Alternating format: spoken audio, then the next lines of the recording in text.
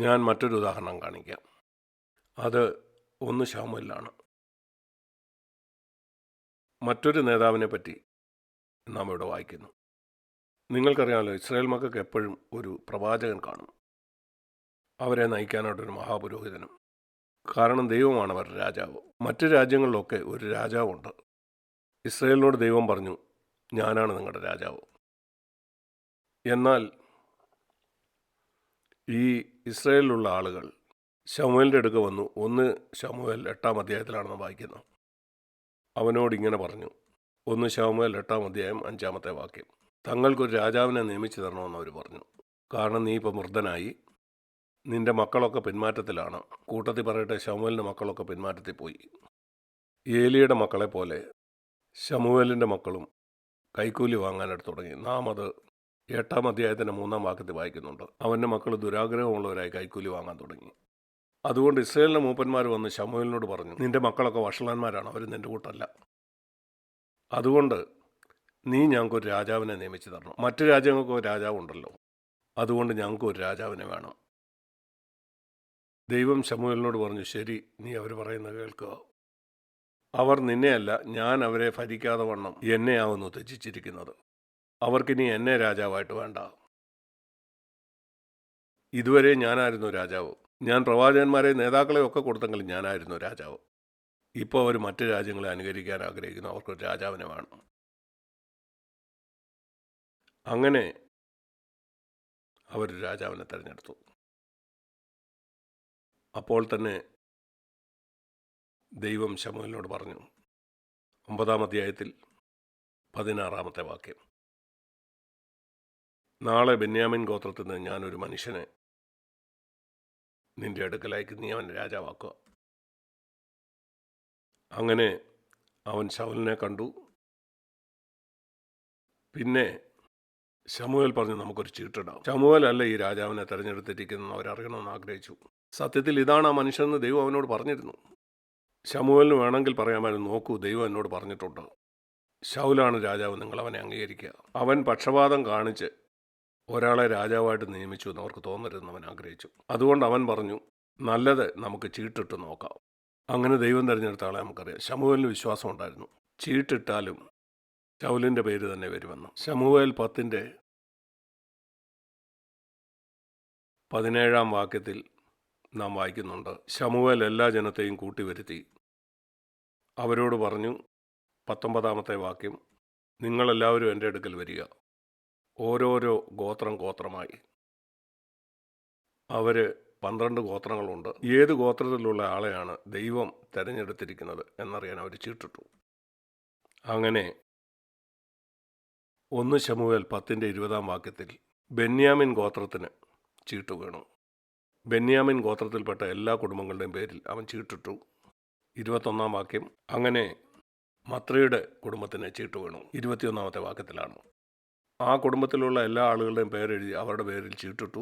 അങ്ങനെ ശൗലിൻ്റെ പേര് വന്നു. അതാണ് ദൈവത്തിൻ്റെ സർവാധികാരം. അദൃശ്യവാക്യത്തിൽ ഇപ്രകാരം പറയുന്നുണ്ട്, ചീട്ട് മടിയിലിടുന്നു, അതിൻ്റെ വിധാനമോ യഹോവയാലത്രേ. ഇത് പഴയ നിയമമാണ്. ഇത് അവസാനം സംഭവിച്ചത് പെന്തക്കോസ്ത് നാളിന് മുമ്പ് ആ 11 ശിഷ്യന്മാർ ചീട്ടിട്ട് നോക്കാൻ തീരുമാനിച്ചു, ഈ 2 പേരിൽ ആരാണ് 12-ാമത്തെ അപ്പോസ്തലൻ. അവരുടെ ആ തെരഞ്ഞെടുപ്പ് ആയിരുന്നില്ല ദൈവത്തിൻ്റെ തെരഞ്ഞെടുപ്പ്. എനിക്കറിയില്ല നിങ്ങൾക്ക് ഓർമ്മയുണ്ടോയെന്ന്. അപ്പോസ്തല പ്രവൃത്തി 1-ൽ അവരൊരു ചീട്ടിട്ടു. 2 പേരിൽ ആരെയാണ് യൂദായ്ക്ക് പകരം അപ്പോസ്തലനാക്കണമെന്ന് അറിയേണ്ടതിന്. പത്രോസും മറ്റ് അപ്പോസ്തലന്മാരും ചീട്ടിട്ട് ഒരാളെ തിരഞ്ഞെടുത്തു. അവർ ചിന്തിച്ചു, ഈ ആളാണ്.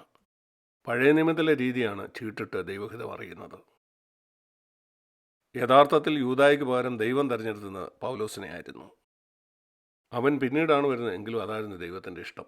എന്നാൽ അവർക്കതറിയില്ലായിരുന്നു. അവർ ചീട്ടിടാതെ ദൈവത്തിന് വേണ്ടി കാത്തിരുന്നെങ്കിൽ ദൈവം അവരോട് പറഞ്ഞേനെ, കാത്തിരിക്കൂ, ചില വർഷങ്ങൾ കഴിയട്ടെ, ഞാൻ പറയാം ആരാണെന്ന്. അത് പൗലോസായിരുന്നു. ഞാൻ വിശ്വസിക്കുന്നത് മറ്റെല്ലാ അപ്പോസ്തലന്മാരെക്കാളും ബുദ്ധിയുള്ളവനായിരുന്നു യൂദാ. അവനായിരിക്കണം ഈ ലേഖനങ്ങളൊക്കെ എഴുതുന്നത്. എന്നാൽ ആ കിരീടം പൗലോസിന് ലഭിച്ചു. വെളിപാട് പുസ്തകത്തിൽ ആരും നിന്റെ കിരീടം എടുക്കാതിരിക്കാൻ സൂക്ഷിപ്പിനെന്ന് പറയുന്ന പോലെ പൗലോസിന് യൂദായുടെ ആ കിരീടം കിട്ടി. എന്നാൽ ഇവിടെ അവരെ ചീട്ടിട്ടു. അങ്ങനെ ശൗല് തിരഞ്ഞെടുക്കപ്പെട്ടു. എന്നാൽ ശമൂവേൽ മുമ്പേ തന്നെ ശൗലിനോട് പറഞ്ഞിരുന്നു, നീയാണ് രാജാവെന്ന്. അതുപോലെ അവനെ അഭിഷേകം ചെയ്യുകയും ചെയ്തിരുന്നു. അതുകൊണ്ട് അവന് മുമ്പിൽ വന്ന്, നോക്കൂ, ഞാനാണ് രാജാവാകാൻ പോകുന്നതെന്ന് പറയാൻ കഴിയുമായിരുന്നു. എന്നാൽ ഇവിടെ വായിക്കുന്നത് 21 വാക്യത്തിൽ അവർ ശൗലിനെ തെരഞ്ഞു നോക്കിയപ്പം അവർക്ക് അവനെ കണ്ടെത്താൻ കഴിഞ്ഞില്ല. നിങ്ങളെ ശൗലിൻ്റെ സ്ഥാനത്ത് വയ്ക്കുക. ശമൂവേൽ നിന്നെ അഭിഷേകം ചെയ്ത് നിന്നോട് പറയുന്നു, നീയാണ് രാജാവ്.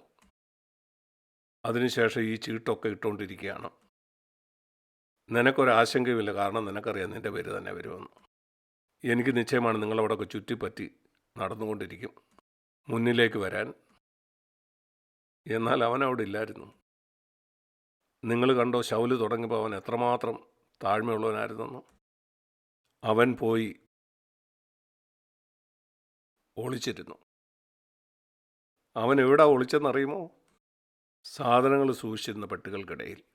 തമാശയല്ല, 22 വാക്യം വായിച്ചു നോക്കൂ. ആരും അവനെ കാണാതിരിക്കാൻ സാധനങ്ങൾ സൂക്ഷിച്ചിരുന്ന പെട്ടികൾക്കിടയിൽ അവൻ പാത്തിരുന്നു.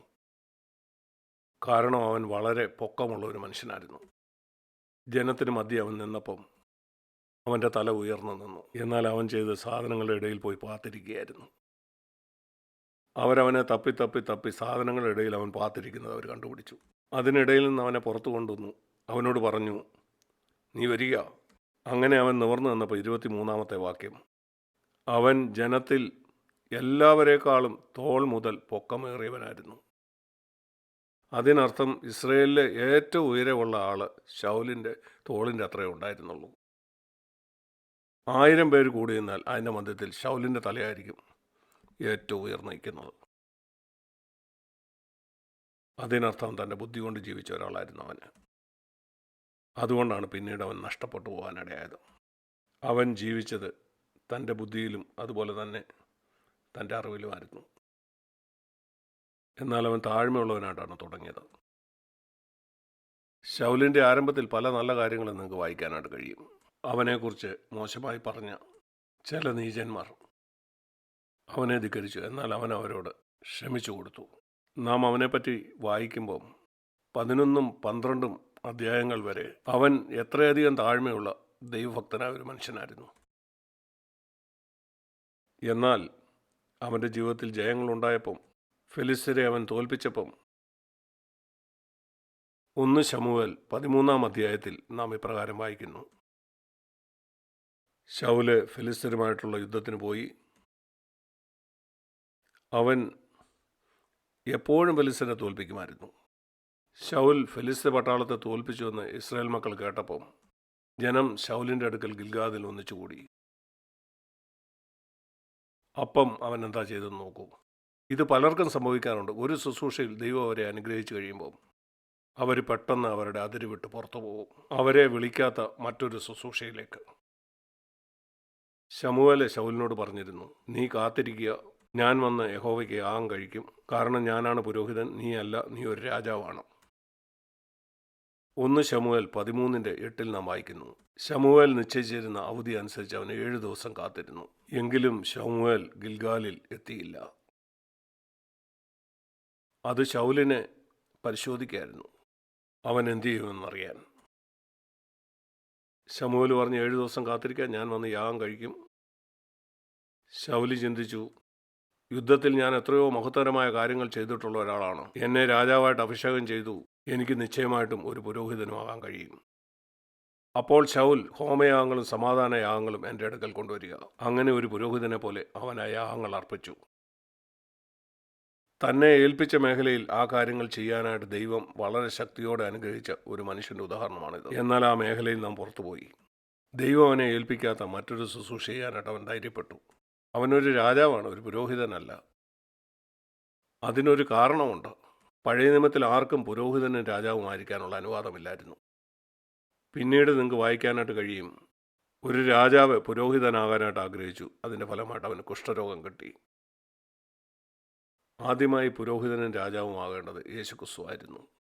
അത് യേശുവിന് വേണ്ടി വെച്ചിരുന്ന ഒരു സ്ഥാനമാണ്. മറ്റാരെങ്കിലും ആ സ്ഥാനമെടുത്താൽ അവൻ ദൈവകൽപ്പന ലംഘിക്കുകയാണ്. ശൗല യാഗം കഴിച്ച ഉടനെ തന്നെ ശമൂവേൽ അവിടെ എത്തി.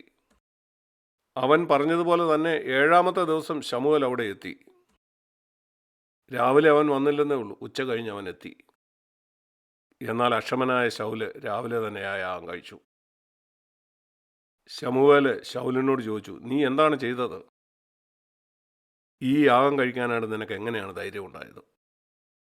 നീ ഒരു രാജാവ് മാത്രമാണോ? ഒഴിവൊഴിവ് പറയാൻ ശൗല് വളരെ മിടുക്കനാണ്. ആളുകൾ ചെതറിപ്പോകുന്നു കണ്ടപ്പോൾ ഞാൻ അങ്ങനെ ചെയ്തു പോയി. 13-ാം വാക്യത്തിൽ ശമൂവേൽ ശൗലിനോട് പറഞ്ഞു, നീ ചെയ്തത് ഭോഷത്വമാണ്. യഹോവ നിന്നോട് കൽപ്പിച്ചത് നീ പ്രമാണിച്ചില്ല. അതുകൊണ്ടിപ്പോൾ 14-ാം വാക്യം, നിന്റെ രാജത്വം നിലനിൽക്കുകയില്ല.